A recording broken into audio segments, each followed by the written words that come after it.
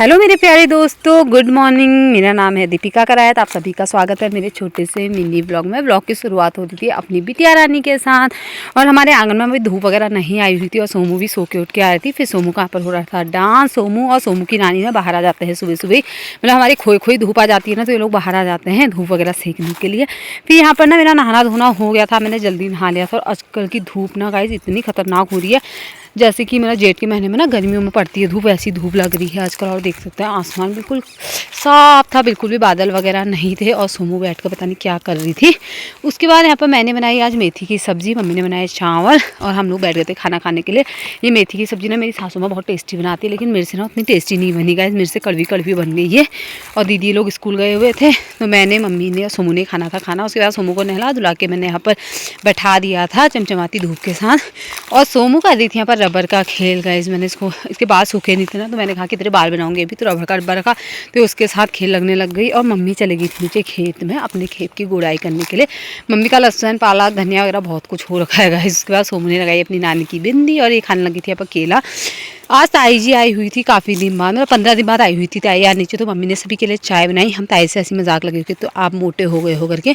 तो ताई इतने दिनों बाद आई थी ना, तो ताई के खेत में बहुत सारी हरी सब्जी हुई थी गाइस, जो आज ताई तोड़ने वाली थी। तो ताई से मैंने ऐसे पूछा कि ताई इतनी हरी सब्जी का क्या करोगे? तो ताई ने बोला मैंने बहुत लोगों को देना होता है, अपनी बेटी के लिए भी भेजना होता है, और बहुत लोगों को देना होता है। गाइस देख सकते हो ताई ने कितनी सारी हरी सब्जी तोड़ दी थी, पूरी खोई भर गई थी हमारी। और इतना बड़ा पालक का पेड़ भी निकाल दिया था।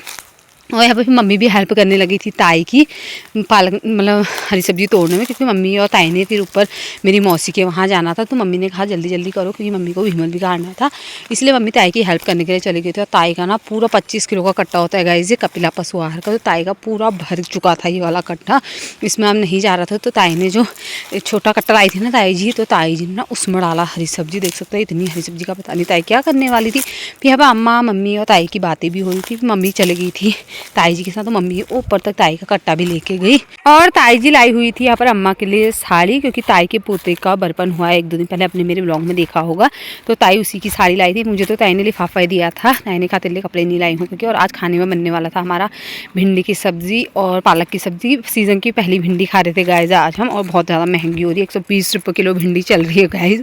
उसके बाद यहाँ पर ना मैंने प्याज वगैरह भून दिया था, उसमें डाल दी थी भिंडी। मैं ना सिंपल तरीके से भिंडी की सब्ज़ी बनाती हूँ, क्योंकि सौम्य को भिंडी की सब्ज़ी बहुत पसंद है, तो ना इसमें मिर्ची वगैरह हम लोग नहीं डालते हैं। उसके बाद मैंने यहाँ पर पालक भी चढ़ा दिया था उसी कढ़ाई में जिसमें मैंने बनाई थी भिंडी, और यहाँ पर सैलेड वगैरह सोमू के लिए काट दिया था। Bye bye guys.